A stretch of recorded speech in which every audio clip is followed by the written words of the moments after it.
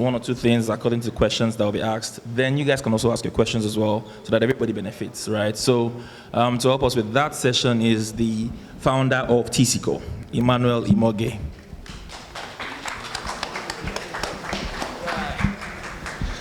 Okay, good afternoon. Good afternoon, everyone. It's a pleasure to have everyone here. Thank you for your patience. Those of you who have been here, those of you that came very early. For those of you that didn't come so early, you're welcome to the party. So very quickly, can I have my slides, please? So before I welcome the guests, because in fact, before I proceed with that, let me just say a couple of things. Please put your hands together for our guest speakers. They could have been literally anywhere else in the world. In fact, had an engagement in London, which got cancelled, but he took time out to be here. Please put your hands together for him. Dare-Aliu and Moremi, thank you. They've been traveling across Asia, and in fact, they just got back to Nigeria yesterday, and they decided to come. Thank you for honoring your engagement. Okay, so very quickly, my name is Imogie Immanuel. I lead the team at the Community Collective, and as a collective, we are passionate about a couple of things, right? And the basic idea is, if you want to go fast, go alone. But if you want to go far, go together. And so we, as a collective, we decided, you know what, we will put heads together and see how we can grow our brands and speed our growth in the marketplace. Yes, so the Community Collective is a sector-agnostic community, right? But we're built on three things: partnership, collaboration, and trust. We have three key things, three key ways we are driving our growth and relevance in the market. One is our growth and engagement platforms. Next slide, please. We have three key platforms that we use to engage and build relevance in the marketplace. One of them, of course, is what we have here, Venture Stack. The second is Culture Night Pop-Up. And I like to describe it as two sides of a coin, right? As a collective, we have the formal engagement platform. Please, can you lower your voices? Please, can you lower your voices so that we can have the interaction properly? Yes, so I was saying, we drive our engagement as two sides of a coin, right? On the formal side, we have Venture Stack, right? Where we talk about growth, we talk about engagement, we talk about how we can make money. On the flip side, we have our informal platform, and some of you have come across our platform called Culture Night Pop-Up. And at that platform, we, for lack of a better word, we just chill, right? And I'm sure for those of you who have been in the business space for quite a while, you realize that a lot more business is done when you are chilling than when you are so serious, okay? So that's how we drive. And the third platform is we have a community hub called Kafa House that has been in existence since 2020. The second way we drive our engagement is through our venture toolkits and brand drive. So we're actively driving collaboration through growth systems and technology tools, because in this era of digital and AI, it is very important to drive enablement.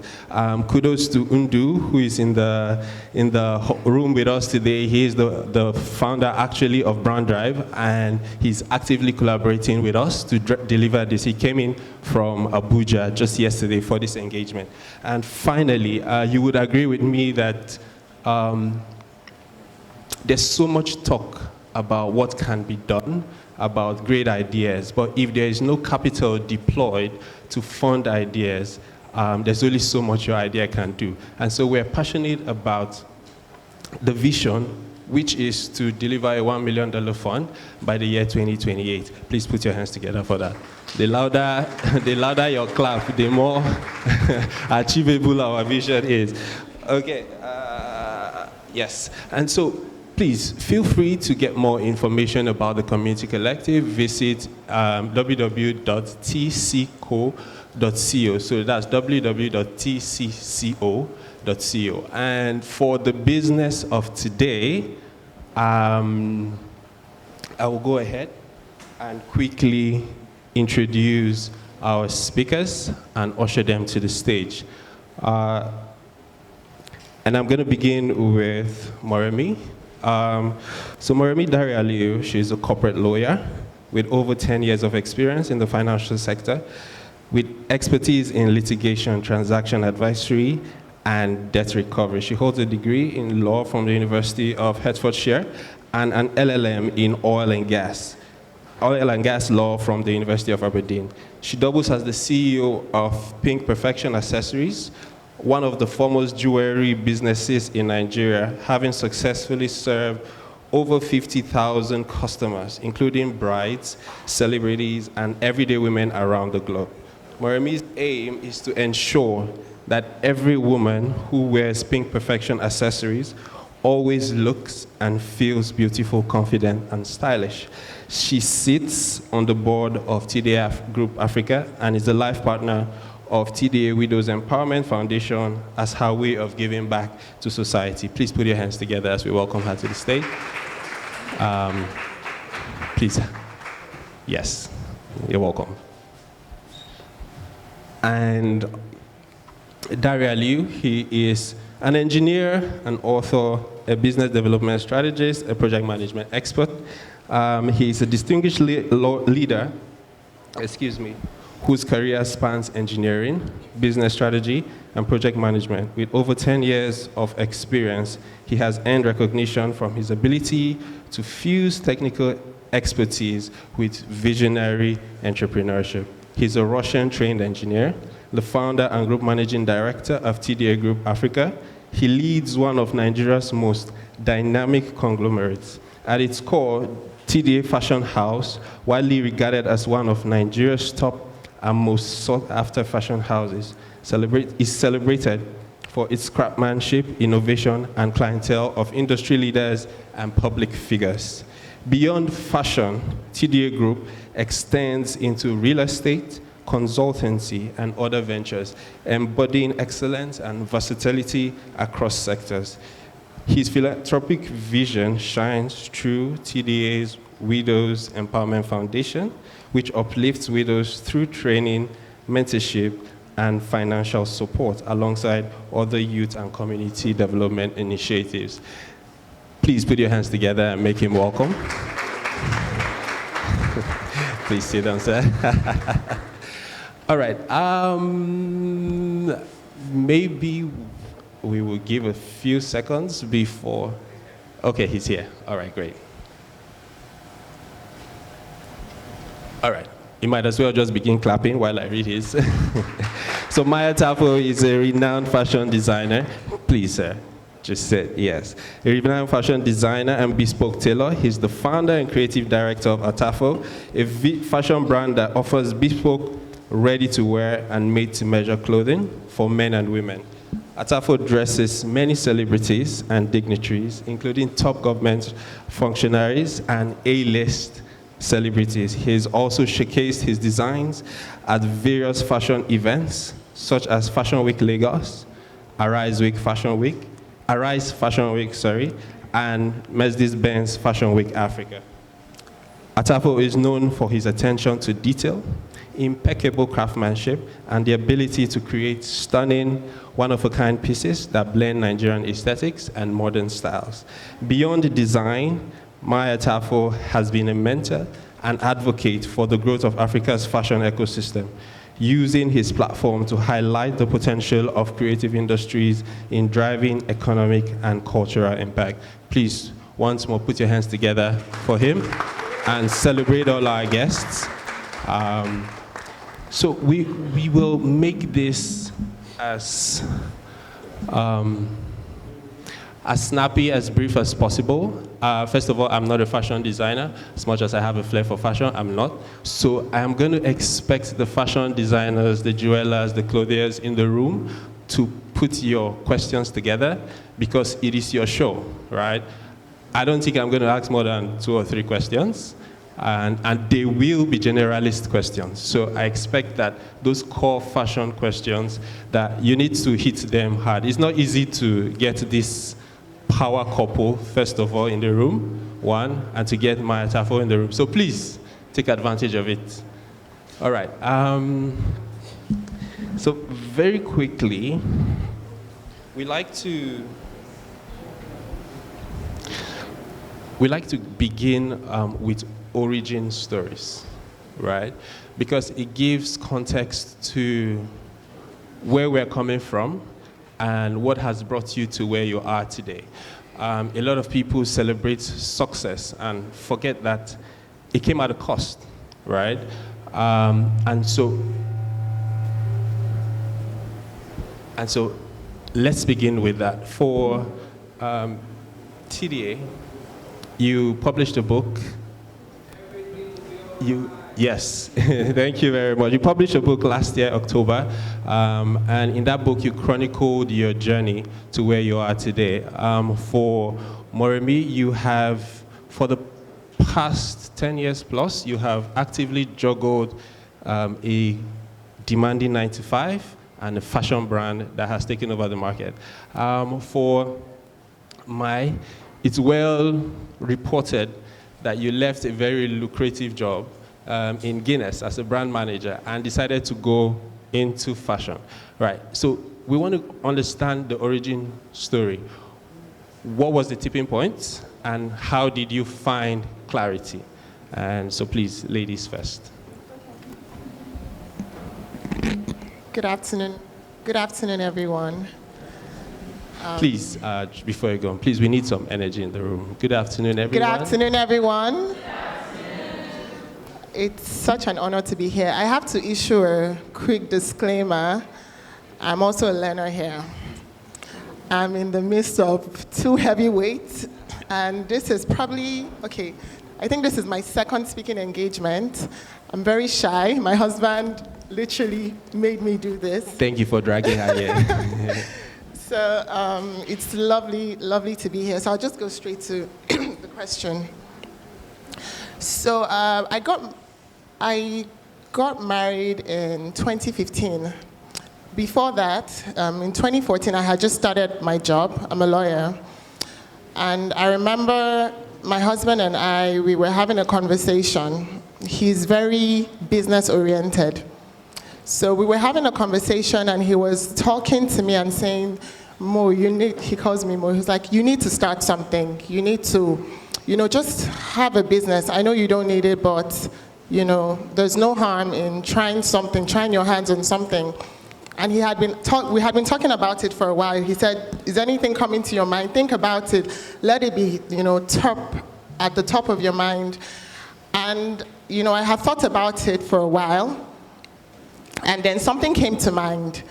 I remember that I schooled in the UK, so I would come home occasionally, and there was a time I was looking for jewelry, specific jewelry, and I had walked into a store, and it was somewhere I think it was in Victoria Island. And when I got in there, I was very underwhelmed, the type of jewelry that they had.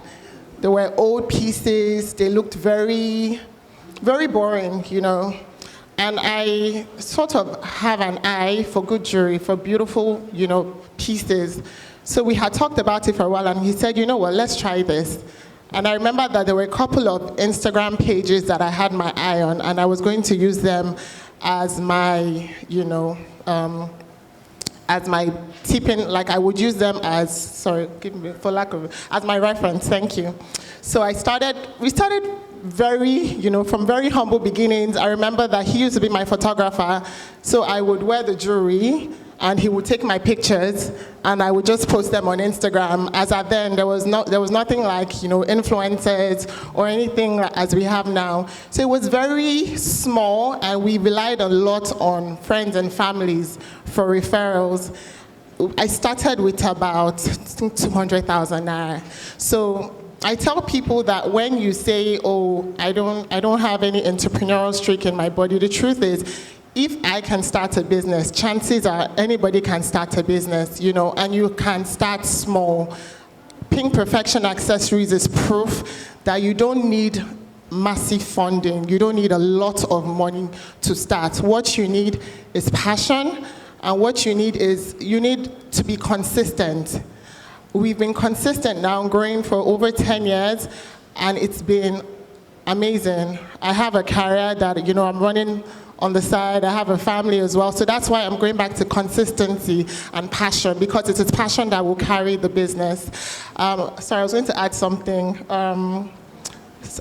What was the question? Yes, I'll just stop there for now, but that's how we started. Oh, sorry, I was going to add something, yes. Okay. So I was going to say that when we started the business, it was pretty much just jewelry, right? It was, let me just sell jewelry. And I love that Mai mentioned that you have to have a USP, right? So for me, I just started as jewelry, and that's why it's really good that you guys are here, because I wish I had this knowledge 10 years ago. So I started just selling different types of jewelry, but with time, I have been able to streamline the needs of my customers. So I realized that a lot of people were asking for specific jewelry, which is bridal jewelry.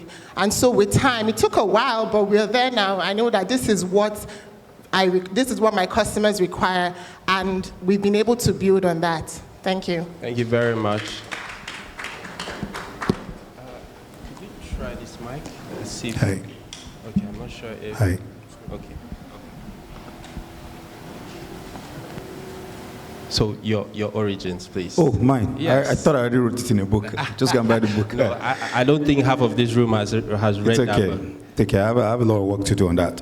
So my name is Dare-Aliu, and I own TDA Group, and that's my beautiful wife, who I forced down here to talk. TDA started. For me, I don't even know which part of it to speak about. Is it the hunger or just the necessity? Of course, as a guy, you know that you need to make money. So I had a 9 to 5 as an engineer, but I knew that what I was earning was not going to even take me home. So obviously, I knew that I needed to do something, and that was why I was telling her to, Madam, come, we are going to be poor. We need to do something.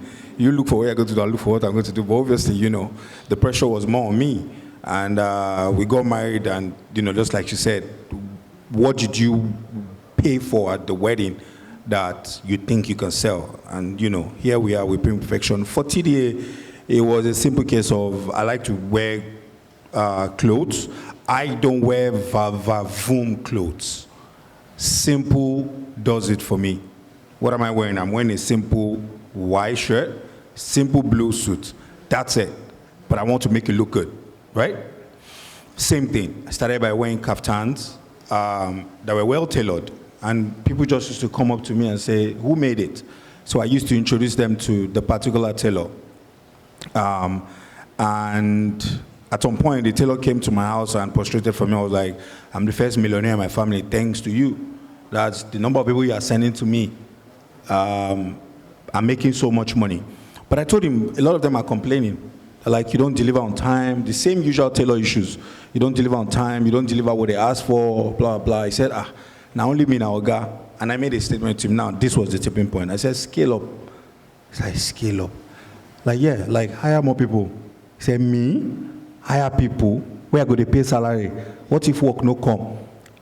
That was the limit of his thinking. He couldn't see beyond where he was. But the complaints kept coming. And that's why now I find it very difficult to recommend people. If I recommend you, it's because I'm certain of you. So, because normally people will come back, and Nigerians, we have this bad attitude. If I introduce you to someone out of goodwill, if the person messes up, you say, your guy. So, your guy messed me up. They forget that you were just being helpful. So now, even if you come to me and say, who made this suit? If I'm not sure of that guy, I might not tell, man, I bought this off the rack until I'm sure. So this goes to speak to people who have to make sure that they are doing stuff that are recommendable. Anyway, back to the story. The complaints were too many. So 2018, January, I decided, you know what, enough was enough. I was going to get a small space in Lekki Phase 1, very tiny, like 1/3 of here. Put one tailor there, and because of my engineering background and my love for excellence, I was just going to do a few things, which was I was going to come in, repair the mistakes he had done for my friends, but the way I would do it would be differently, which is I would do it fast, very affordably, and I will make sure that I never tell a customer sorry. So holding myself accountable, which is if once I say it, I would do it. I will never say what I will not do. And as long as I've said it, even if I was drunk, I must do it. So because of that, once I tell you your outfit will be ready tomorrow, you will get it tomorrow. I don't care if I have to go to Abuja to do it. You will get it tomorrow. So I came in, started helping friends to amend those, and then I started making one piece for this guy, second piece. Then I realized that, look, they were asking for more. The market is huge. If everyone in this building should, my Atafo wouldn't support this. But if everyone in this building decided to pick up tailoring today, you will all still make money. The market is huge. Everyone has to wear something. However, started making one piece, second piece, third piece, fourth piece. I had to bring in a second tailor, a third one, fourth, fifth. We started growing. I still had my 9 to 5, you know. And before you know it, this thing has blown up in my face. We are 108 staff now, 53 tailors, 4 countries, Amazing. 3 countries, 4 stations. There's no, just because I decided I was going to do what I say and say only what I can do. Fantastic. Thank you very much. Put your hands together for that. So, Mai, please, can you just give us an insight? What was the tipping point for you? I think I have seen a commonality, at least for both of them, with respect to having a 9 to 5 and then having the side gig that eventually became the main gig. Well, let me not jump the gun. I want to believe that's probably something that happened for you as well. Exact same thing. Okay. I was working at Diageo at the point in time. I was the senior brand manager for Guinness. And that was the high-paying job we were talking about. I started my fashion line while I was still in Guinness. So I did it 3 years while I was there. And it was already becoming a household name. So I think that's when we tried to make the difference, because the brand started off as being my Atafo inspired. So at work, I was Ohimai. So for some reason, people couldn't tell the difference between Ohimai and Mai being the same thing, which is quite interesting. But yeah, we started whilst I was in Guinness. I think off the jump, I had like really good platforms. I was part of the people that designed for Celebrity Takes Two. This was in 2000 and, God, I'm old. 2006, I think it was 2006, yes. It was the first reality TV show in Nigeria. It was a dance reality TV show, like Dancing with the Stars. And I was making clothes for the first celebrity I ever made anything for. Pasuma Wonder was the person that was clothing in the show. And it was 14 weeks, and I made clothes for 14 weeks for Pasuma. It moved from Pasuma to Pasuma's instructor, who was female. That's how I entered women's wear from the TV show. Then moved on to Moremi Dare-Aliu, who was also dancing on the TV show. Started making things for her. Then I started making things for our instructor, Wade Robber. And they all got to the final. So I started with one person. I ended up with 4 people at the end of the show. After the show, I continued making things for Moremi Dare-Aliu. I dare to say the whole thing about, I don't know if the right word to use is not influencer, right? Where somebody wears your garment and tell people I'm wearing this person's garment. I actually started that in Nigeria with Moremi Dare-Aliu. Wow. She was the one, she wore my clothes consistently and always mentioned she was wearing me. That sounds like marketing strategy right now, right? Yeah. But yeah, that's how that started. When I quit my job, to be honest, people ask me when is the right time to quit. I didn't know. I know how to advise you to, but that's not what I did. Because when I walked to the office that day, I didn't know I was quitting my job. By lunchtime, I dropped in my resignation and I packed up my desk and I left. It was 2 of my subordinates that were like, dude, you shouldn't be here, man. To be honest, it wasn't me, it was these 2 guys. And I quit. And I got a space in Fathermore Shopping Center.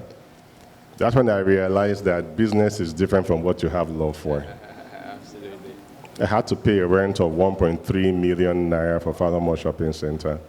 And I realized that the money was coming from my salary and not necessarily from the returns of my business. Yeah. Some Port Harcourt boys came to make clothes with me and insulted us in a very nice way.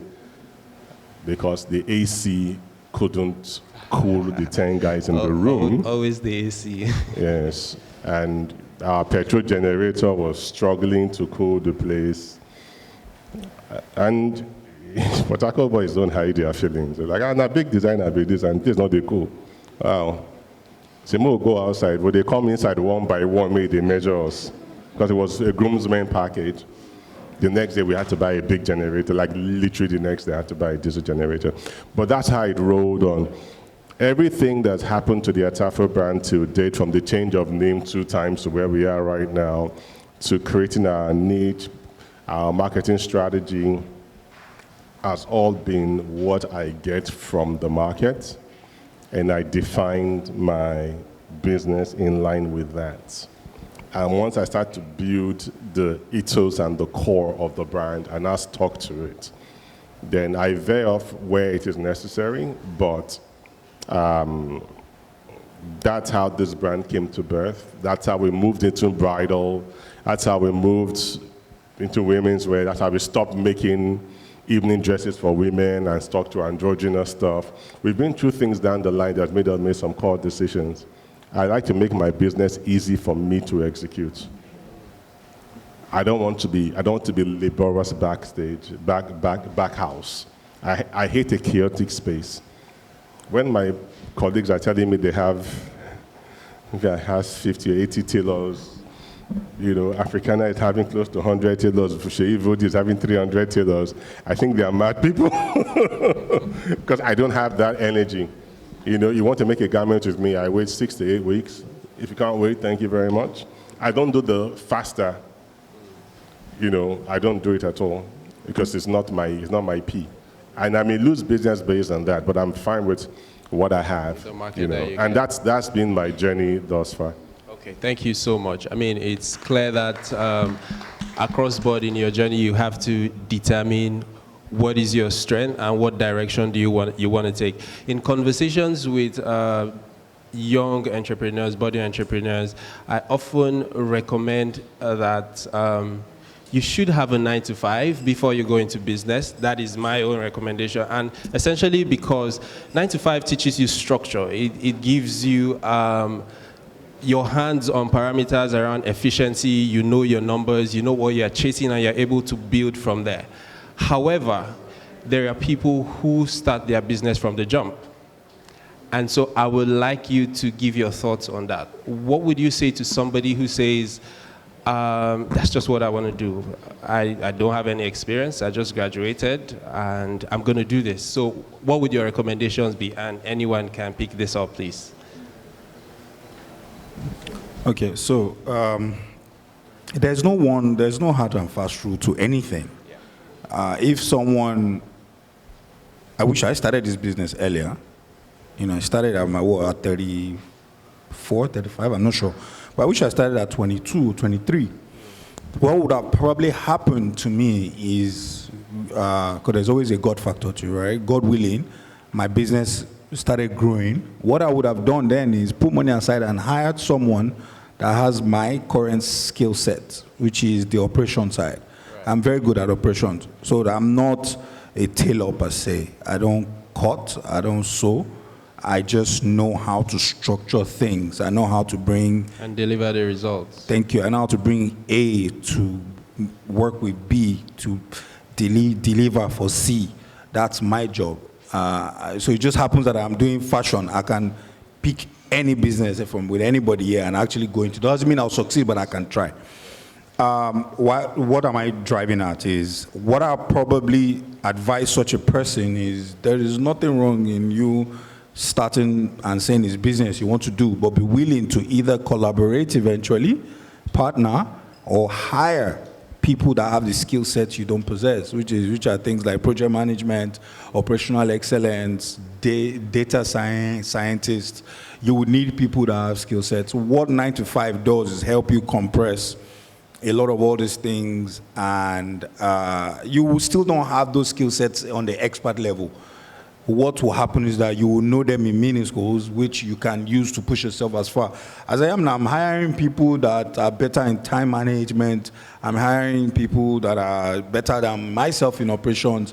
I'm partnering on a new brand with creative directors. I'm not a creative guy. You know, so eventually, no matter how big you grow, you will still get there. But that's what I think. You hire and you partner. Okay, please. I just want to piggyback off what my husband said. So what I would advise is for a new business owner is consistency. When I started, which was over 10 years ago, there were a couple of people that started about the same time, and I remember that they had a lot of glitz and glam, if that makes sense. There were, they had celebrities they were working with, the big names, and I was just so intimidated. I'm like, I'm taking pictures of my husband, just putting random pictures online. But I remember that, we just agreed that, you're just going to keep going. Now, were there days that we did not make sales? Absolutely. My husband says, he makes a statement that do not be perturbed by by the silent hours. There will be silent hours, There will be days that you would wonder, what am I doing? That happened to me a lot, but you just have to keep on going, and that is why passion comes into play. How much do you want it? So yeah, just keep going. It might not happen overnight, and that's fine. It didn't happen overnight for us. It took a while, but we were consistent at it, and it eventually paid off. Thank you. Thank you. Incidentally, I was going to jump on that conversation because you wrote it in your book about silent hours. But for you already alluded to the fact that your business, your job rather, was already a platform that gave you more or less like referrals to a certain cadre of clientele, yes? But was there any season where you would have said, okay, this period in my business was really silent, right? I was not getting calls. I was not getting any orders. Did you ever have that kind of experience? And how did you stay consistent through that season? To be honest, I don't think there was a time that I didn't have something that I was working on for somebody. Wow. That's being very honest. Wow. It probably wasn't a lot, but there was always something on the table. Okay. That was number one. I think the whole thing about working for someone before you work for yourself or, just going straight into it, I think any of the path could work for you. But working for someone is who are you working for? I worked for 2 multinationals. You learn so much from multinationals. Absolutely. You learn systems, you learn process, and honestly, if I brought into play what I learned from my years working in corporate, I wouldn't be where I am right now. I'm doing maybe 40 or 30% of what I learned. If I was doing 100%, I won't be here. This speaking engagement, you won't be able to get me here, trust me. It will be impossible. So I'm not even picking into that wealth of knowledge that I have, okay? The problem is that when you do not have the wealth of knowledge and you're going into a business where every other person is more sophisticated than you already with knowledge, and how do you now become a winner? It means you have to grind. And something that, and you can prove me wrong, something that I know that the younger generation do not know how to do is grind. Yes. Yes. I want to hire someone today, they're asking if it can be hybrid because COVID happened. Do you get what I mean? Yes. Grinding means 7 days a week. And if they create an 8th day, I'll be there. And when I mean it in the toughest way. Toughest. The day my wife had a miscarriage, I got to work late. First time I got to work late. And I told them I was coming late, and this is the situation I was going through, but I'll be there. I was the first in the office. Office was in Ikeja. I lived in Lekki Phase 1. I was first to get, I was last out. I got a query. I got a query for coming late for the first time ever. I just want to put it in perspective so you understand what I mean by grind. I came from leave to do a show and ensure it went well. So I was assisting. I was no longer in the capacity of running the show. Something went wrong in the show. I got a query. I am on leave. Is the team that is handling it. Right? That is grinding. And the person that issued me those queries is my friend today.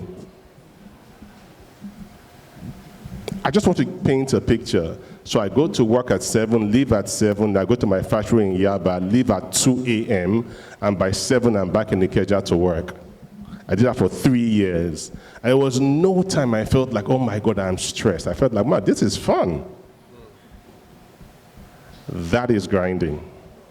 So if you can't do that and worse off with where you are right now, with intelligence, with keeping up with what is happening socially, because you have to know what app is doing what, and how do people gravitate on social media versus traditional media, and all that kind of stuff, then you can't succeed, period. It will just be pure vibes and inshallah, and you may get there. But trust me, it wouldn't happen. I don't know, I'm trying to put fear in you and I hope it's working. Years ago, Nigerian artists didn't have to do billboards. Once they dropped a song, people will push it, it will hit, they will hammer, they will move on, right? Now, on YouTube, when you are listening, you will see somebody promoting a song on YouTube. You will see billboards on the streets of Zumba, by the way. Competition is now stiff, even for those guys. You think they perform abroad because it's just better. They are following their money. Because when you get 1 million streams in Nigeria, it's $300. When they get it in Sweden, it's $10,000. Where would you go? So when people are here going cha-cha-cha on social media, they're like, you're not giving me money. So that is how your game has to be. Before you can be as good and as big, because on the surface, you can be as, on the surface to everybody, you can be as big as Atafo, trust me. You can get the same celebrity that wore my clothes yesterday to wear your clothes today. You can get the same videographer and photographer to do the pictures. You can speak the lingo, so you are as big in the face. But at the back, are you really? So it is a lot of work.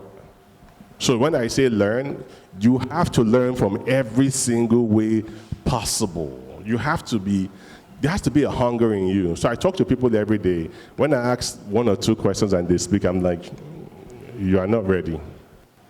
I can tell people's progress or success trajectory from the way we engage. If I tell you the same thing 3 times and it's not done, then you are not ready. Right? So you have to learn that from where you are working. You have to learn that from just being observant and just grinding and saying, I'm going to be at this show and this show just to watch what is happening on the runway and compare with an international show and say this cut, spend my money and buy an Atafo jacket and say, what's the big deal? I'll spend my 2 million naira and buy that suit so I can see if there's juju inside. You would have to grind that hard because know what's happening to fashion right now is lingo. 1, 2, 3, sustainability. 1, 2, 3, give back to the society. 1, 2, 3, finishing and the detail, and everything is a lie. And trust me, the more you say that thing to yourself, it smells like foul shit, man. We can smell it from a distance. People that know that, you know what? Nah. That is the amount of hard work that goes into the grind. So when you see a fashion designer at the top taking a vacation, you look at the person and go like, he deserves it, right? So I don't know if I've helped you or put fear in you. Whichever one, that's my intention. Thank you very much. Okay, please go ahead. You want to say something? I'm just trying to, how many fashion designers that are doing okay that don't have white hair? Like, how many do you know? Because truly, we're actually mad people. Thinking about it, we're actually very mad people. I don't think a lot of fashion designers are as open. So people think that this is They think it's easy. We are probably, and Has a lot of Dare will say, we are probably the most disrespected business owners in Nigeria. No matter how big you grow, we are loved, we are not respected. At the back of the people's mind, you are still a tailor, you're not a designer. I would not lust after you like I lost after Gucci. I still wouldn't. You know why? Because I feel I have more money than you. I saw you shopping at the banner yesterday. Eh? So when people put up a packaging in front of them so you can respect them, it's part of it sometimes. People do that so that when you come to me, you respect me. Because my customer used to tell me that, no, I can't pay that. What do you mean? It's not your decision to do what you want to do. But in all these things, just make your clothes or your garment the best quality that it can ever be. That's the only way you can talk back at somebody.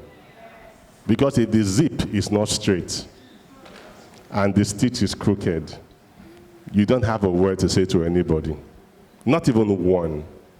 I don't care what you have to do to get it right. Just get it right. Because that's the only way you'll even be better than me tomorrow. Right? It's madness. And I always say this thing too. Have you figured out that there are not many Igbo boys in fashion in Nigeria? Designers, let me rephrase, because in the market they are there. Igbo, and I'll put it again, Igbo boys. You know, Igbo boys go after money. There's a reason why they don't have a lot of them. You go Gomoye, Emekasbit, you call a few, but when I mean, there's a reason. There's money in it, right? But when they think of the energy and they have to put into it to kiss ass and do those kind of things, they would rather go and just sell spare parts. Because the Igbo man that I buy fabric from in Lagos market, let's say this whole place, when you walk in, just the way we are seated here, every human being is fabric, and it stacks up. So only this pathway you can pass, and he has 5 of this in Lagos market. Yeah, he knows the guy. And again, let me put it in perspective. You as a human being seated, just you, not the ones above you, right? You are probably 2 bundles, which is about 100 meters of fabric, right? We buy those fabric now, on the average, about 10K a yard. So 10K a meter times 100 meters. Can anyone do the math? 10K times 100K. So one person is 2 million naira. Just one seat is 2 million naira, right? Multiply by the number of seats and multiply by the number of height, and he has 5 of those. That's one guy. So why would that guy come and be sewing kaftan with me? And there's less insults. Sorry? And there's less insults. Oh, there's less insult. It gives us what we want. It gives us what he has. It may not be what we want, it's what he has. There's a fabric we normally buy. Put of you in fashion, no, 5-star, 7-star, blah, blah, blah. Years ago, that thing was 2K5, 1K8 for the different levels of it, and it was great quality. Now, if you go to the market and buy the same thing, it's 15 grand, 10 grand, right? And the quality is half it is right now. With a bag. With a bag. When I buy the same thing from China, it is still the old quality, right? It means that Chukide has gone to tell the guy, nah, bros, people are not buying. Reduce this quality, so this my own $10 can buy what I used to buy before. And who am I to say I want to buy 5 bundles, and Chukide say is buying 10 million bundles? Who will the Chinese man listen to? So Chukide brings that to the country, and he will sell. So I still have to import my fabrics. More money. It's more expensive than what Chukide gives me. But my customers now tell me, you want big customers, right? We all want big customers. When I buy from Chukide sometimes, they tell me that the fabric that itches their skin. Will I buy from Chukide again? No. So my cost of production has gone what? Higher. I cannot put that change onto the guy immediately. I have to softly put it on him. Somebody started making kaftans with us when kaftan was 80K. I'm not telling him to pay kaftan with me for 450K. He doesn't get it. I don't even get it myself. But I have to survive. I can go on like this for the whole day, but this grind is not cool vibes. I was fashion editor for Genevieve magazine for 2 years. If I didn't put designers in that magazine, I put like 100. Not up to 40 of them are in business today.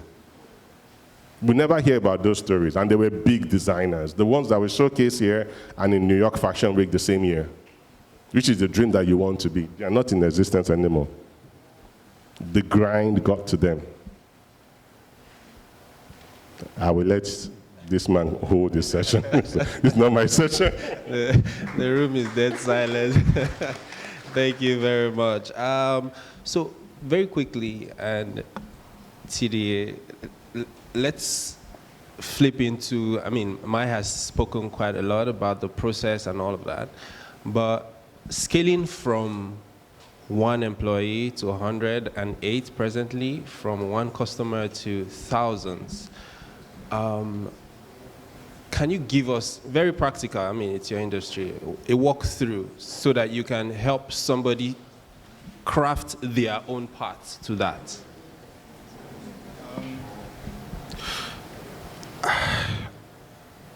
There's really no one way. I will do my best. I have a checklist, like I said, that I use to determine whether this business will work or not, especially in fashion, right? Let me just open up my phone so that I don't read it off my head. I have a checklist. I'm just going to run through it, right? So the last time I held a mic, I spoke very deeply about this, that I wrote the book and I realized that the book was written from my perspective, you know, from my story, how I grew up and all that, right? But I spoke about the entire TDA story there. And I got very good feedback about the book. But what I've decided to do now is my next book, when I'm going to be 50 in 10 years, I'm going to write about my Nigerian success template, because by then I believe I will have the type of money that Nigerians will respect. Because Nigerians don't believe success until you show them doings. So that book is going to be called My Nigerian Success Template. And for the purpose of this conversation, I will read out the table of content, which is really the answer to your question. Of course, there's always the God factor. I'll be very quick. There's always the God factor. If you don't believe in God, it's fine. You can skip this line, but I do, and it works for me. I won't go too deep, but I'm sure you understand it. If you know, you know. If you know, you know. You know. Joshua 1:3 says, everywhere you step, I'll give you. That for me. Secondly, you need to love what you do. So don't let the love of what you do blind the reality of the economics of what you do, but you have to love what you do. You have to love people. You have to love people because the services you are providing is for people. The gentleman that's selling scents, you can't now go and put products, chemicals in there that will hurt people because it will sell faster. So you have to love people, right? As much as you love what you do, you want to make money, you have to love people. So, and loving people actually gives you more money. I can expatiate on that, but it's going to take a while. I love people. So when I sell you clothes, I'm not just selling you clothes. I'm selling you convenience, I'm selling you a friendship. And you will know I'm genuine with you. If you don't like me, the problem is with you, really, if I'm selling you clothes. That's that about that. The location, you have to choose a location. You can't say you want to be a clearing and forwarding agent, then your office is in Sambisa Forest. I mean, you have to pick where there is water, right? So, and I'm not saying everyone can afford the location they want, but guess what? If people are willing to collaborate, they will eventually get the location they want. There are people that have stores and their products are not moving. If your products are really that good, you can actually go and make offers to people where you want to be and say, you know what, give me this small corner shop and see. I'll move numbers for you. If that person sees you moving so much numbers, trust me, they can even move all their own goods to the side and give you the entire space. I'm just giving an example, right? Because I can't really speak deep to every line. I believe in diversification. But when I say diversification, not that you are selling cement today, you are selling rice tomorrow.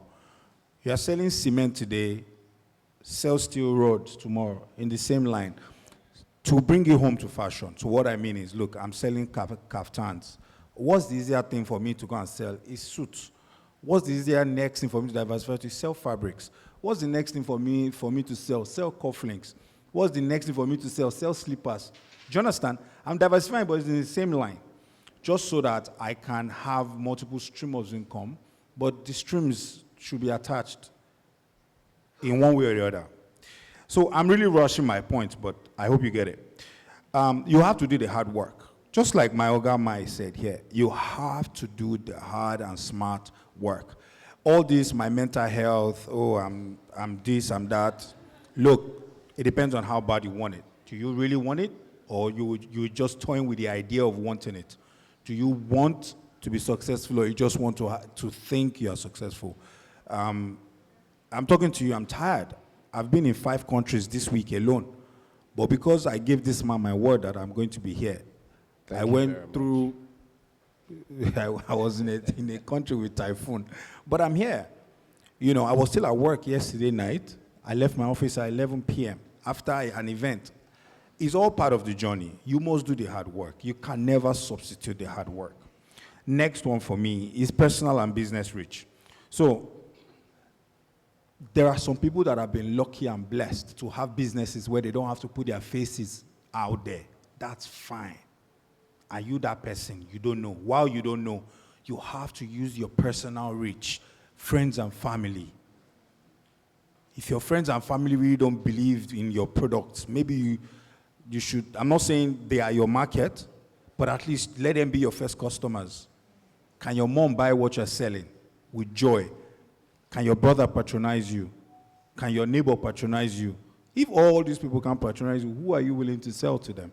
And then you yourself, you have to be a personable person. People say the best amalas are sold by the people that frown. Maybe that's amala, but it doesn't work in fashion. In fashion, you have to be a personable person. At least let them even know you to be a smiling person. Let them even know you to be a nice person. Be kind, love people, show love to people. I'd rather buy a product that is 80% from a nice person, from someone that will show me love, from someone that will be kind, from someone that would go the extra mile for me, than someone that gives me 100% and is just a plain nasty person. And then, speaking of this, is that you need to own your story. You need to speak. You need to sell your story. Outside, we're listening to people, and people were not selling their product with confidence. I carry TDA on my head, literally. I'm just not wearing a cap today because I don't want to wear a cap. You can't catch me anywhere not wearing a TDA cap. It's a conversation starter. I don't joke with my brand. I live it, I breathe it, I sleep it. You have to embody your brand too. That's part of using your personal reach, right? You need to have a unique selling point. I'll soon be done, don't worry. You need to have a unique selling point. What's the unique selling? Why should I buy from you and not from him? I knew that I couldn't compete with Mai in terms of his experience. So what did I do to Mai? I looked at Mai and said, how do I catch this man? This Mai, where they deliver in 6 to 8 weeks. I go deliver next day. I started delivering clothes next day. And people were buying it. And what did I do? Eventually, I started to catch up on the quality too. But guess what? I had already amassed a market for myself by selling to people very quickly. The clothes were not bad. I'm just saying they were probably not my standard. But eventually I got there where now I give out standard that I can stand by, like Coca-Cola guaranteed. You know, so you need to have a unique selling point that is true to self. Affordability. I preach affordability. Can I afford my product? I have some kaftans that are 500,000 because of the type of fabric. But I, Dari, would not wear a 500,000 kaftan yet. So why won't I have a kaftan of 100K on my shelf? Just so that I can have that market. I preach affordability, not without compromising quality, of course. But you have to kind of be, Nigeria is a poor country. Let's not deceive ourselves. People think that we're very rich, but we are really not. We really barely have a middle class. So who are you selling to? Even the very rich people barely shop here. So pick your market right. Second to last point, accessibility. Accessibility is, I'm basically speaking to how accessible is your business. As I'm sitting down here, my business is running. I'm receiving messages, people are buying things in my office. Are you the only access point to your business? I have 7 lines in my business, 7 phone lines. In fact, guess what? I just went to MTN and bought another one yesterday because the 7 are busy now. We have Instagram, we have Twitter, we have this, we have Snapchat, we have TikTok. So you have to, your business has to be accessible. You can't be the only point of call for your business. Is it that until they see you and call you? I've been in China and Asia for 3 weeks. My business was running. You can't be the only one running your business. Staffing. Speaking of accessibility, you need to have a machinery to move your business and to buy into your dream. So it means you are selling your dream to them. You are building a culture by pouring what you know and yourself into those guys. You have to be nice to them. Yesterday, just give you a random gist. I came back, I bought wristwatches for all my admin staff. And each of them were coming to say thank you, thank you, thank you. At some point, I had to say, guys, stop coming to my office to say thank you. It's okay. But as I was stepping out of the door, one of them pulled me aside and said, sir, I just really wanted to say thank you. I said, but I told you guys. I said, no, you don't know why. I've been meaning to buy a wristwatch for my dad. But I've not been able to just get across to buying the particular type I want to buy. This wristwatch is what I'm going to go and give him. Thank you so much. For Father's Day, that has passed since when? That guy will probably not leave me if you offer him 50,000 naira extra on salary. My staff are well taken care of. I barely lose staff. Your health, obviously, you have to be healthy. I am a tired guy. I'm working overtime, but my wife is giving me side eye here that you need to rest, but I'll be fine. And you know, this is not on my list, but it's just advice. A lot of people actually start business out of pain or wanting to show other people. Say, I'll make money, I'll show you Pepe. Please don't use pain as fuel. You may never stop. You may never heal. That's my story. Wish you all the best. Man. Thank you very much. Thank you. And so I'm going to hand the mic to the audience. We need, those of you who have questions, please, if you have any question, let's see your hands up. Okay. Please come. Thank you. All right, so we have one there. Okay, please begin with her. I think she had her hand up first. Okay. No, over there. Yes. So please, just straight to the point. Introduce yourself and I'm 1 minute. My name is Temitokbe. I represent the brand Imogie Accessories. Basically, we sell silk and satin accessories, pillowcases, hair bonnets, headbands, and stuff like that. Now, my question is, I think that there's a lot of attention on people in the garment, fabric side of fashion, jewelry, hair. Now, how do we sort of like accessories people, in quotes, small people, how do we get to play in this market? Because I just feel like not everybody will be interested in making clothes. Right, not everybody will be interested in making bags, for example. But if what I love to do basically is something as small as this, do I have to get into the market through these big things, or is it possible to grow slowly, just doing this small one thing that I really like? All right, thank you. I want to believe that question is to you, Moremi. Yes. What did you say? What type of accessories?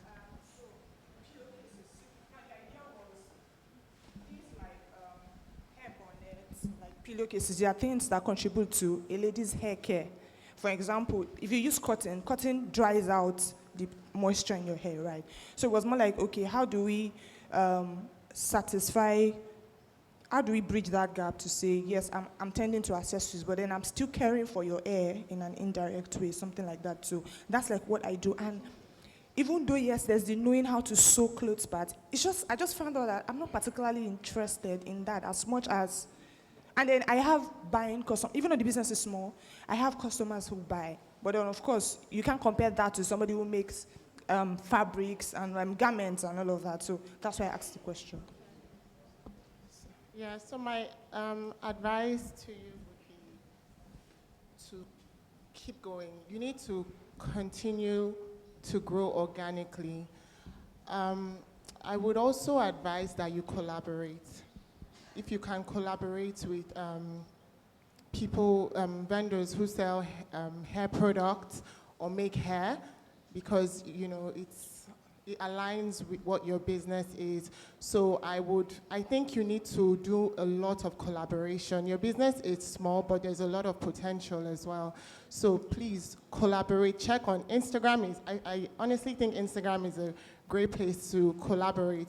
I started, or I've been collaborating with makeup artists, fashion designers, and I think it's fantastic because it's cheap. You're not spending money, and it's cross-profit. So everyone is making profit, and you're able to also tap into a wider audience and to people who need your business. So please, I would advise that you really look to collaboration. Thank you. Thank you. Mai? So there's something you said that there was a comparison you made, right? Which, within everything you're saying, you have the answers in everything you have said, to be very honest, right? Why are you comparing yourself to somebody in an industry that is guaranteed to make more money, and you're comparing yourself with that? You said people make garments and are making more money. They will make more money because you are in a smaller segment. So you can't compare yourself with that, right? So that's what we give you. Again, that will affect your mental health when you're doing that, all right? I can't go and compare myself with, say, Sheyi Vodi, who is making 15 million a day, and I say I want to do that, but I'm selling a suit, I'm taking 8 weeks to deliver one suit. It makes no sense. So first of all, your yardstick of comparison is a bit flawed, right? Number two, you're also saying that you said the benefits of what you do, right? How are you pushing that benefit? So you have the answer. And if you're saying that it keeps your hair more, it doesn't keep it hydrated if you use cotton, you're using this and that, tell that story, then look for people that actually need that, right? And you start targeting those people, either through the consumer or the customer. When I mean the consumer and the customer is the person that buys. Sometimes the customer is the consumer. Sometimes the customer is not the consumer. So if you go to a customer, if someone sells hair, and you think they need to sell this as part of their hair, why don't you go there and introduce it to them? Because if they sell hair every time and that thing is inside them with your branding, and you give out 10 of it, right, in that same way, or can they make it a subset of their product where you can sell it to them wholesale price? So retail price is 10 naira. Can I sell it to you for 5 naira? Put it inside the cost of the hair for me and sell it and give it to them like that, right? If you do it for only a period, if they buy hair again and that thing is not inside it, they will ask. And so that's the person that sells it. Do you get what I mean? So you should, and that's to everybody, your objective should be very clear. So your comparison was wrong. That doesn't stay clear objective, right? Secondly, you know what's the benefit of what you're doing. Within that, that is where your marketing starts from. I am here, so what do I do? Do you get what I mean? You can't be a businessman in the desert and what you want to now sell is sand. Do you get? You think of how do I get water here? I cannot start thinking, how do I get a trailer of water here? No, how can I get one sachet here?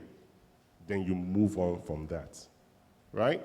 So please listen to yourselves when you are talking. Listen to your question. Sometimes the answer is in the question, right? Thank you very much. Sorry, what was your name? No, your name. Temitokwe. Okay, sit down, please. I want to say something to Temitokwe. It's a personal conversation now. Temitokwe, the last line I said was make sure you don't use pain as fuel because you may never. There was something I was speaking today. I was speaking to mindset. And this is very, very important. Even if this is the last time I have to say on this mic. As a business person, all of us here are learning, none of us here, in fact, we stumbled onto what we're doing. But the mindset we had was like the foundation to everything. You can be the best and still never make it because your mindset is bad, because your mindset is flawed. That very statement of comparison, please, it needs to stop. Look, give you a very good example. I usually say, success to everyone means different things. It speaks to mindset. Success to me, to you could be $10 million or 5 billion naira. For me, it's freedom. I want to be where I choose to be, when I choose to be, speaking to who I choose to speak to. Success for me right now, you can't even believe what success to me right now is sitting here with my wife and my mentors. So, for you, that thing you are selling, does it make you happy? Is it making you money? Can you push it forward, like wake up every day and make it better? Please don't compare. Don't look at Chukwudi. Don't look at the Chukwudi you're talking about is a billionaire. An Igbo guy, if you see him in his office, you look at, but I saw him in China. So I saw Chukwudi in China. You won't believe it. They send that guy containers up front. That was, by the way, coming back to, please, the mindset. I just wanted to tell a guy that he was right, that these Igbo guys, I just thought about it, they focus on what makes money. We were focusing on this insultive business. So, please, the mindset is the foundation of everything you're going to do. I wish you all the best. Thank you so much. So you can compare industries. You can compare competition, not the person. Do you get what I mean? Not the person, because this man can testify to you. I've sat down here and spoken to people, and they've done what I told them to do, and they are financially in a better place than I am today in terms of turnover. If I was that kind of person, I would never speak publicly again. I'm not kidding you. There are people that have spoken that you should do this and do this and do this. And they come and give me feedback. There was a girl I was talking to. She said, last year I saved 64 million naira. She was excited. Boss, savings, so savings. I traveled to this place, that. I didn't touch that money. And I reinvested. I got a new production place. I got new tailors and this. I even rented a place for my store. And my savings was 64 million naira. I didn't save 64 million naira. Do you get what I mean? At that point, I can just cut her leg. I'm not mentoring this person again. There was a day she was buzzing me continuously. I can't believe it. 50, 60 orders, 70 orders, 80 or 2 a.m. Said, boss, guess what? I just made 17 million naira today from one garment. I got 100 and these orders. I have not made 17 million naira in a day. Do you get what I mean? I can just think, you know what? I can do what she's doing now. Get another name, get another label, slap this thing on, clone our followers, push this thing to our followers, and do you get what I mean? So it's not about the person. You can compare the industry, right? Because see, at the end of the day, she said it earlier on, I think it was Dari that said it, there was no, you said it, there was no this when we started. There was no master class when I started. So much so, do you know what there was when I started? There were secrets. They will openly not tell you anything. When I started, now you are seeing master class. Sometimes they say pay, you don't want to pay for it. And it's so sad, because I would have paid any money in my time to listen to Franco Shode speak. Moremi Dare-Aliu. Dare-Aliu was, to me, officially the first designer in this country. When I mean designer, there was no opportunity to listen to him. I still want to listen to him today, even though he's no longer in business. Because there are things he saw. Right? So please, by all means, listen, understand, compare industries, even compare music industry to your industry. It's fine. You may find an avenue to slip in your brand somewhere. It's very, very important, right? But not the person behind. Because if you put the person behind, you'll be bitter. He go pain you. I did jealous TDA too. He went on vacation the other day. Yeah. For the first time in many years, but I'm jealous because I've not gone on vacation. Thank you so much. Yes, please. Please. So introduce yourself very quickly. Good afternoon, everyone. My name is Chidi Sunday. I'm a fashion stylist. My question is to Uncle Mai. This is like the second time I'm privileged to sit under your tutelage. I think the first time was at Fashion Finest Africa, and now again. So I want to say this for myself because it's been so much. I began my career 2022, that's immediately after Uyo Fashion Week. I was privileged to meet Femi, which is the creative director of Cute Saints. Currently, he's not in the country. And I worked with him on that show and helping to like create looks, putting the models and all of that. And that was the betting point for my career. And then I relocated to Lagos 2022. But then when I relocated to Lagos, I said I wanted to build a style brand because I realized we had fashion designers. And we started. And one of the persons that's still been my inspiration to today was Swanky Jerry. All right, so I've been following Swanky for a lot of time. And then I got into Style Infidel too as well. So this is it. It's been overwhelming because sometimes you go, because fashion style isn't just saturated, just like you have fashion designers, where people say, I'm a fashion designer. And so trying to build a style brand, like when you say, oh, I'm a fashion stylist. And because of the pressure, I've got times where say I could just migrate into making clothes. Because sometimes when I wear designs, people like them. I'm like, where do you make them from? But I don't want to drift. I want to stay on this till I achieve it. So my question is, how do I upscale? Do I things I need to do differently? Because I mean, I see people like Style Infidel, I see people like Emmanuel Good News, I see people like Hyper Fashion, I see what they are doing on Instagram, and I'm amazed, and I'm hoping to be there someday. Is that something I need to do from where I am? And for it, because I know that people go into bridal styling and all of that, and I said I wanted a niche for myself, and I said I was going to go into African fashion, basically primarily styling for African pieces like Adire, Ashoke, and the rest of them. All right, so, thank you. Yeah. So he wants to scale. Give him the microphone. He may have something to add. So, what is the one thing you want to do? Objective. Okay, so my objective basically is to create that. I want to create a structure whereby people can always reach out to us, like in terms of getting to hire our services to style us, to style them. Because I remember initially when I came to Lagos. No. Okay. A sentence of what you want to achieve. Don't tell me the story.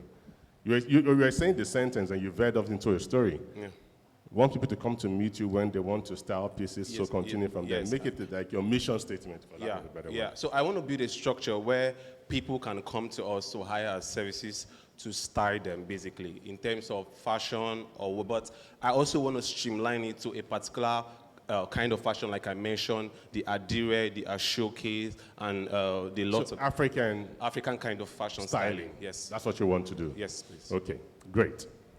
Now, at the back of that, do you want to make money? Yes, I want to make money. Okay. When you look at the landscape, is African fashion styling as big? I would say about 35%. No, don't put percentage because you'll be totally wrong because you don't have the statistics as numbers, right? Okay. When people say 90%, 20%, 30%, please stop it, except you have the data, right? So it is not as big. So primarily where you are right now is not necessarily, I want to make Swanky Jerry's money. I want to build something. Yes. And you want to pick a niche, which is African clothes for styling. Yes. Good. Now, have you communicated that clearly on your Instagram as your present statement and everything you do? Yes, I've been trying my best. You have been trying your best. So if I go on your page right now, I will have no doubt that if I want to style Yemi Alade, I'll come to you. Yes, please. Hmm? You can check. Great. So once you are doing that, look for people that align to what you want to style. Which celebrity aligns to what you want to style right now? You just mentioned her, Yemi Alade. Who else? I mentioned, you didn't mention it. Give me 5. Okay, so I need names, I don't want stories. Just give me 5 people. Yemi Alade. No, I mentioned her. You didn't Omaomi. mention her. Omaomi is a bit like this now, but go on. Okay. I think you get my point. You get my point. So clear, objective, and line of action. You want to style people in Ankara, Adire, Ashoke, right? Your page to speak that, right? If your page is speaking that, look for people that match that.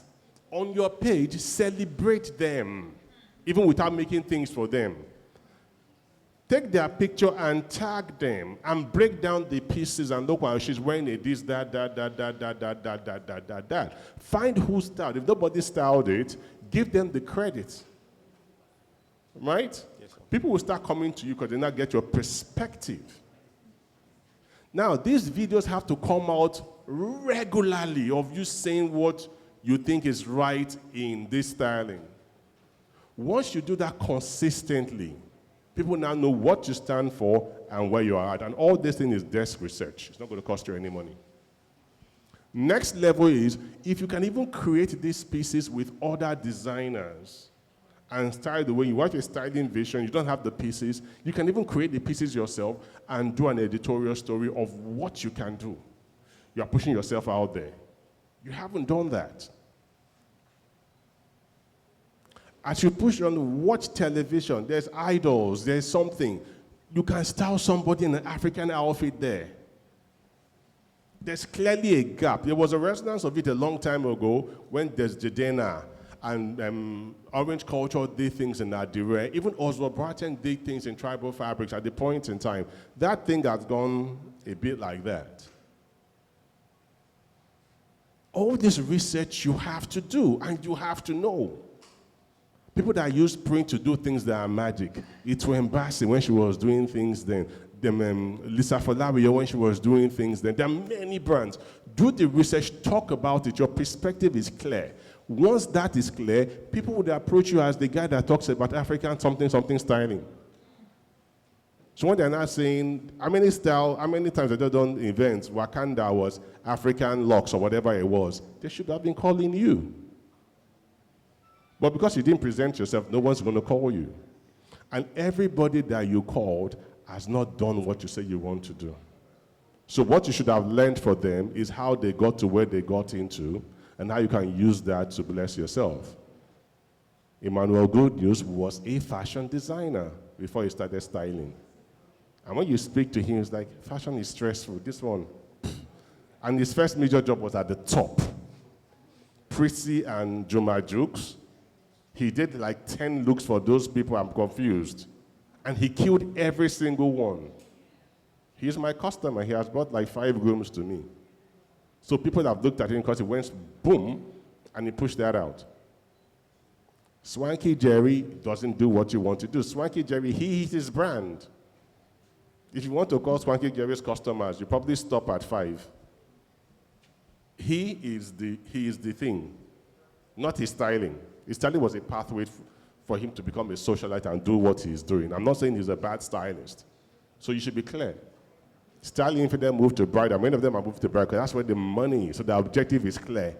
I want to make money, so I'll go and learn the styling that will give you money. So if you want to stay where you are, start from what I've said. Nobody will hire you if you don't clearly tell them what you do and how you can do what you do. Not one person. Okay? Thank you. Thank you so much. So we have 2 final questions. The lady in front, please. This lady and one guy. Wow. Okay, let's take her question first. Hello, everyone. I'm Folashade Uyebanji. I run a fashion brand. Can you be a bit more audible? Okay, hello, everyone. I'm Folashade Uyebanji. I run a fashion brand, Aroge Verity, and a ready-to-wear brand called Bloom Africa. So basically, what I want to ask is about staffing. So I know excellence is a spirit. It's more than just an attitude because it has to be in you. So like it's like a spirit. But what do you do when you, because I mean you can't do everything by yourself. What do you do when you have staff that I don't know, because excellence is a rare commodity now. So when people come, they have the craft, but that excellence is an issue. When they do something and you tell them, oh, this thing needs to be, they're like, madam, it's okay now, the clients will not even notice. And then at the end of the day, you become the nagging, crazy boss that always complains. So like, how do you, what can you do? Like, I don't know, because it's like very frustrating. Because even when you say, okay, this set should go, and then you hire a new set, they don't want to, like the grind that you're talking about, they don't want it. Like, I mean, it's almost like you're the one with the vision, you're the one with the push, you're the one with the passion. They just want to get paid. They just want to do their shabby job and get paid. Got it. Thank you. TDA, please. So, I always try to use every opportunity to teach. What's your name, ma'am? Folashade. Folashade, okay. Look at this quick lesson I'm about to teach you. What's Folashade's brand name? Nobody should talk if I don't ask you. What's Folashade's brand name? Okay, good. Don't say it. What's Folashade's brand name? Sir, what's Folashade's brand name? Sir, what's Folashade's brand name? Ma'am, what's Folashade's brand name? SOA, what's Folashade's brand name? Dr. Ken, what's Folashade's brand name? What's that brand name? What's that brand name? Bloom Africa. Have I taught you something? Have I taught you anything just now? Yes. Okay. So you had the mic, you had the moment, and you threw it away. You have about 60 people in this room. Nobody heard your brand name. If I ask around this room who knows my brand name, I can assure you a few people will tell you, because I am clear. I am Dare-Aliu. I own TDA. When you started talking, we had to beg you to talk. And then when you started introducing yourself again, your brand name fizzled out. Own your story. Please reintroduce yourself, ma'am. Hello, everyone. I am Afolashade Oyebanji. I run a bridal fashion brand, Araoge Verity, and I run an African ready-to-wear brand, Bloom Africa. Yeah, so Bloom Africa basically reiterates with what it says. As he was speaking, I kind of felt like we are going to work, and that's why I brought out my card because I was going to give him. Fantastic. So it's how to style African prints. I'm on a journey of bringing African fabrics, pushing African fabrics to the world. Last month I had an exhibition in Rwanda, and next week I'll be having another exhibition in Kenya. Okay. So, yes. So Bloom Africa. Yes, Bloom Africa. I just heard that now. Do you get the point, though? Yes. If you don't get it, then I've wasted my time. You get it? Yes, thank you. Thank you for having the humility to learn. When it comes to staffing, you know, if people will say Nigeria problem is corruption, they say all sorts of problems. No.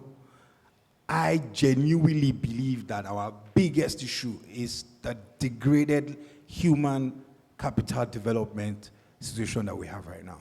We are no longer developing our people. We have half-baked graduates, people that finished from the 4 walls of university and learned nothing, people that are so entitled, people that want to be, look, I've been running this business for 7 years, but I'm 40. Someone that is 23 wants to have my money, wants to be where TDA is. Like, how? You have to put in the work, right? So we no longer particularly have people who are willing to work.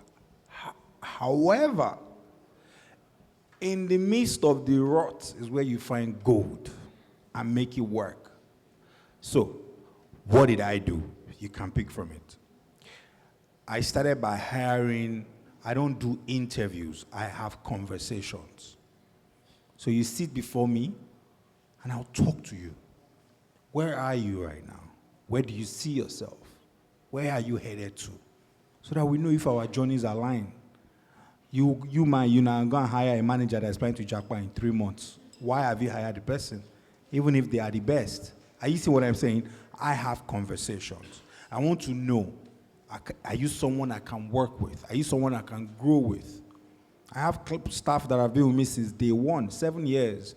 But these are people that are now started by earning 30,000 or earning 300,000 now, because when they started, I knew that, okay, this is a guy who is hungry.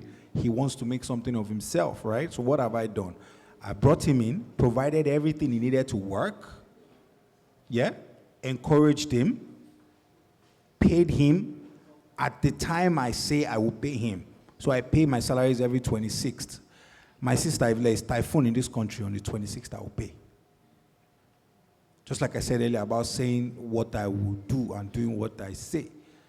Salary must not move. If banks are down, I will look for cash and pay everybody one by one.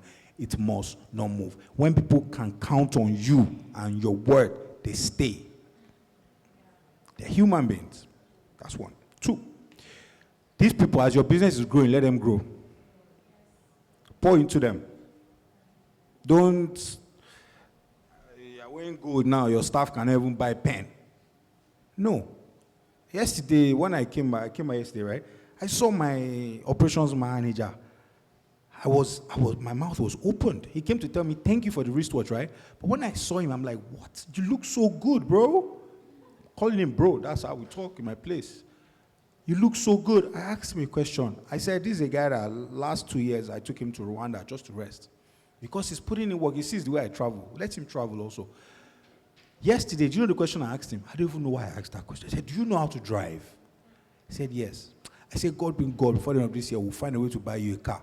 Do you think that guy, he can hire him now from me? Do you not think you want to put in some extra work? I'm carrying him along.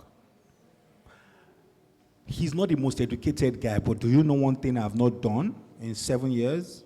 I've not brought people in to make him look like a fool. I've elevated him. I've promoted him. I've tried to up his skills. I've poured myself into him. So I built a culture of him thinking like I do. He might not be as refined as I am, might not be as exposed as I am, but I've built a culture in him that he can mirror me in my absence. So what have I done, which is the point I wanted to pick up? I've built a middle management. And guess what has happened today, to the glory of God? In 7 years, in 6 years, my middle management has taken over. I own TDA. I don't necessarily work at TDA anymore. So my office, if you catch me at my office on a good day, 1 hour, 2 hours, every day of the year. And I travel every month. But because I've poured of myself into people, I've given them, I've stepped out of the way. I empowered them and I stepped out of the way. Yes, ego I watch everything that's happening. I listen on their conversations. And although I'm touching my phone, I'm watching my camera just to guide. Don't worry, they don't steal in my office. Trust but verify. Yeah, I mean, to be very honest, when you speak about trust in business, people say trust because they don't want you to steal. Why are you also creating processes that people can steal from? That's your fault. That's your job. The reason why people have processes that people can steal from is because they are still doing everything on their own. I have 3 accountants in this fashion business. If I look at the other branches, I probably have more. But what I'm saying is I hire people. What does hiring mean? Is profit sharing. That's what hiring means. If your profit is $1 million today, but you are doing the business alone, how about you bring in 2 more people and pay those people $200K? Guess what happened? You've profit shared. But with bringing those people in and pouring of yourself into them, building the culture, you will make $2 million. Then maybe increase their salary by another 50K. Guess what? They feel like they're a part of your business. They feel like they're growing with you. But guess what happened? I'm an engineer, I'm a mathematician. I can tell you that you are making more money. Now guess what? Scale that. That's what they call scaling. People just use word scaling. That's really what scaling is. If you have brought in 2, they've made you 2 million now. You're now paying them 400. Of course, demand and supply. But do that again. You are now doing 8 million. You now have 7 staff. Even you, when you pay salaries, people say when they're paying salaries, they're unhappy. To be honest, one of the happiest days in my business is the day I pay salaries. Because my staff, they are gingered, I've profit shared. That means I have people that are committed to coming in every day, 30 days, showing up to move my dream forward. And for every person you pay salary, you're literally helping a family of 4. So that means now that I'm paying over 100 staff, that means at least I'm affecting like 400 families, and I have 60 vendors, meaning I'm helping like almost 1 million. I am happy. So to answer your question, no fast rule. You will do the work. Don't come at it with a negative mindset. It's part of the journey. Whoever you have in your system right now, that is not, from what I've said, that is not going to help you build this dream. Maybe you fire them fast, let them go, rebuild again with the people that align with your dream, but pour of yourself into them. As you're growing, let them grow. Pay them well, pay them on time. Don't move their dates. Don't do all that nonsense. People say, I pay them on the 10th of the next month in case they go. Anyone that wants to go should go. But the ones that stay, make them know that they are cherished. Thank you so much. Our time is fast spent. We'll take just one question. Please give the lady the final question, please. All right, thank you. Good afternoon, everyone. My name is Zora, and I'm starting a fashion tech brand called Owambe Fashion. It's a gamified marketplace, and I'm pivoting all the way from film and production into this brand that I very much believe in. So my question is, firstly, the game deals with on-brand items where you can play wearing a TDA outfit or a MI outfit, and our vision for me is visibility, because I love fashion and I kind of believe that Africa can dress Africa, but then I understand what it can be to produce and distribute wares. My first question would be, a lot of brands that we're trying to onboard right now keep asking me, Zora, what is the infrastructure for selling within the continent? Because for us, it's driving visibility for these brands, but enabling them to sell within Africa first. I'm not even trying to think about global. So I want to ask, because you guys have been in the business for a long time, what infrastructure, because people talk about infrastructure, but they leave it to government, right? But I think that there are personal infrastructure and things that you guys have built in place that enable you to sell within Africa and globally. Because it's quite easier to sell from Nigeria to London than to sell from Nigeria to Ethiopia, right? So I want to hear from you, really. And, okay, let me not ask 2 questions. One, yes, so that would be my question. So what was the first question? No, I just asked only one, which is like... What is the question? The question is, what infrastructures do you have that enabled you to sell within the continent, really, as even whilst you were growing as a brand, especially for small-scale designers? Why do you want to sell only within the continent? Let me ask that question to you first. So I don't only want to sell within the continent, but I want to sell first within the continent. Why do you want to sell first within the continent? I would say because of my vision, because I believe that Africa can clothe Africans. And I think that, yes, we have luxury brands, but I think that we have small-scale designers that can also focus on clothing the mass population of Africans that we have. For example, we have people who buy thrifts every day, right? Who buy from Oshodi, anywhere. I buy a lot of thrifts, to be very honest, because that was what helped me get into this business. But I know that there are designers that can make clothes that everyday Nigerians can wear to the office, to church. And they're 15K to 50K is basic, but it could be for someone working. But can we have brands that do 5K, 10K outfits that okay, you have asked another question. Okay, let's go to the first question. Let's go to the first question. Okay. Again, clear line objective. You said you are doing something and you have already done your research. You realize that it is easier to get it from here to London than it is to Ethiopia. And I think there are Africans in London. So Africans will be dressing Africans in London, and that's an easier success route for you than Africans dressing Africans in Africa. Why don't you start with that? Because what you want to start with is your biggest struggle. You have seen, you are hungry, and there's a plate of rice and stew with chicken. There's another one that is empty, but they're telling you that they will give you pounded yam, ogufe, with everything inside, and you are waiting when you are hungry. That's exactly what you're doing. Again, the answer is in your question, but your objective is now alienating the easy one. They're going to struggle with the tough one. That will start affecting your mental health. Okay. Am I making sense? Yes. They're Africans. See, it's the Africans in the diaspora that made Afro beats what it is, not the Africans in Africa. So if that's even something that's a proof, why are you trying to do Africans in Africa or Africans for Africa in Africa when there's an easier route? So do you get what I mean? So conquer that first. Secondly, I will speak to what you're saying. I have business in Ghana and I have in Cote d'Ivoire. I only have businesses there because I have connect there, not because the pipeline is straightforward. The person I work with in Cote d'Ivoire is close to the president. So when I land at the airport, if I'm carrying 300 bags, they salute me and it goes through. Otherwise, I won't have a business in Cote d'Ivoire. In Ghana, there's a guy we can sort out that will get us through. Otherwise, I would not have a business in Ghana. Right?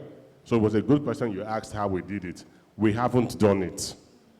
And what we are doing cannot be replicated because I won't give you my link to Abidjan because I will stress my source. Okay? So that has done that for that. Then the other place you were going that you did not know about second-hand clothes and this thing, we try, right? But as of now, where we sit, our fashion cannot win the West in their fashion. In what they make and what they own, we cannot compete or win them. Do you get what I mean? Lawrence & Co. is trying to be a Zara, but not in Spain, in Africa. So that can work. You cannot make a garment in Nigeria and sell it for 5K. And that's why we're telling Natasha that 15K to 50K, she is compromising either on quality, right? Either on margins or something. We can't beat the thrift market. It's not possible. So when you see things coming into Nigeria in huge numbers, it's because there's already a precedence, there's a format, there's a way it works out. That's why it is working. If you're going to go against the grain, you have to be ready. And it happens with everything in life, right? Good or bad. And I'm a bit extreme when I talk. The number of girls that will say, so let me not say this one, so put me in trouble. When you see a certain pattern, you're trying to get a kid off their devices, right? It's not working because you're the one that made it happen. When you didn't have that time, you give them the devices to keep them engaged. Now they're with their devices, you're not screaming. You told your daughters to stay at home and not go out and not have boyfriend. Now she's 30, say, why are you not married? Do you get what I mean? That's what so there's a precedent. So you have to go and understand the precedence of what has led to what. Second-hand clothes in Nigeria, or thrifted, or whatever we want to functionalize it, before we can compete with that, it go hard.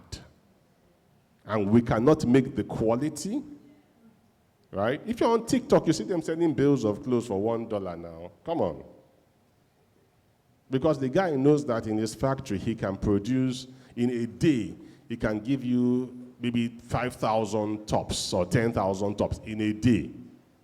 And he has 365 days to produce the same top. At a point in time, he has to just keep that thing running. And keeping it running, he's not losing money, he's actually making money. Then he can sell it for the lowest possible price. He may not be making profits, but his engines are working. And that's what he wants to achieve. We're not industrial, we're not industrious. We have not gotten to that level at all in fashion. Many countries are not there. You can't compete with China. They never born you. if you go to China, you will understand that the whole world, not just Africa, the whole world, the US, Germany, the UK, they are all behind one visit to China. Ask Dare, if he was not a fashion designer and he went to China, he won't come back a fashion designer. He'll be selling something else. I swear down to anybody, if you're going to China, you're not convinced on where you're going to explore.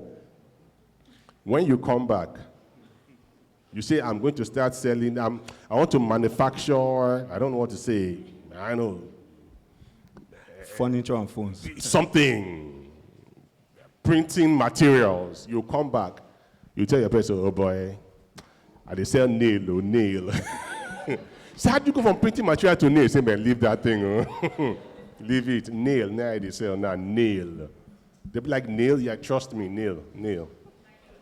There's some people that they won't even go into explanation of why they moved, but they have moved. They've potted. You know, there's a reason why, right? So please, when you're doing things, again, I keep telling you guys, listen to yours. You have your answers. Listen to yourselves very, very well. Maybe I have that skill, because what I do is I step out of my body and look at myself, and I have a conversation with a guy. Like, okay, what's up now? Why are you doing this? No, you're messing up. Do it to yourself. Try. The answer is in what you're saying. So I think your gaming would work. I think people will want to purchase the TDA T-shirt or face cap in the game to play the game, right? Then if it moves on to them to want to acquire the real life garment, right? That's a different conversation, you know? But I think that could work. And I think the gaming thing could be a nice way to advertise for the designers. If your game is like, I would do anything in life for me to have a PS5 and playing Pro Evolution, no, FIFA, whatever, and there's an option for have a jersey swap where Atafo can be on the chest of a team. That would be the biggest marketing ever in my existence. Do you get what I mean? So it can work. So you think from that perspective and do your research. There's a football brand that did that from PlayStation. There were a third division team, right? They started paying people to play with their team on PlayStation. It now, you know the story, right? It popularized the team on PlayStation that it now went viral. Then it started affecting them real life. People started paying them attention because they knew the players. They knew this.